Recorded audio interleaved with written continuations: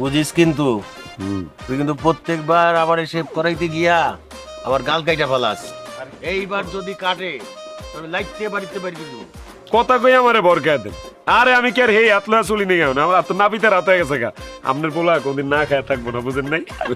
শুনেন, তা আপনি কি ভুলে গেছেন নাকি? একবার কিন্তু আমনো চুল কাটতে যে আমার ঘাড় কেটে দিছিলেন, মনে আছে মনে মনে আছে আছে না? হ্যাঁ দেখি শুন, নিজেরা নিজেকে চুল কাটি নিজেরা শেভ করি টাকা বাঁচাইবার লিগা, কিন্তু সেইখানে যদি রক্ত বাইর হয় রক্তের দাম আছে না। এটা একটা ভালো কথা গেছেন আব্বা।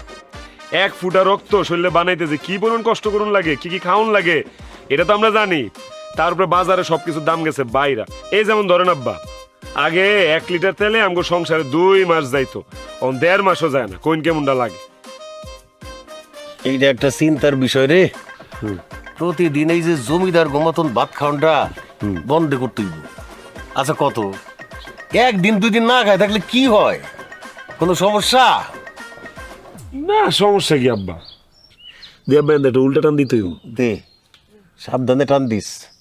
আব্বা এইবার যদি তুই গালগুল কাটস তোরে এমন লাত্তি দিমু বাড়ির বাইরে গিয়া পড়বি। আব্বা হুম, আমার একটা আবদার আছে। কি? কালকে আব্বা বাজারে গেলে একটু মুরগির গিলা, কলিজা, চামড়া, ঠ্যাং একটু আইন নেন। খুব মাংস খেতে মন চাইতেছে আব্বা কয়েকদিন ধরে। দাম তো অনেক বেশি। এক কাজ কর, গিলা কলিজা বাদ দে, খালি ঠ্যাং আর চামড়া দিয়া খাইবেলা। আত্মায় যখন চাইছে, আত্মারে তো কষ্ট দেওয়া যায় না, তাই না?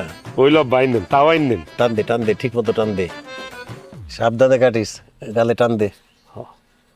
এই কোনোটা একটু দিই। এই কি করছস? হ্যাঁ, কোথায় কাটছস?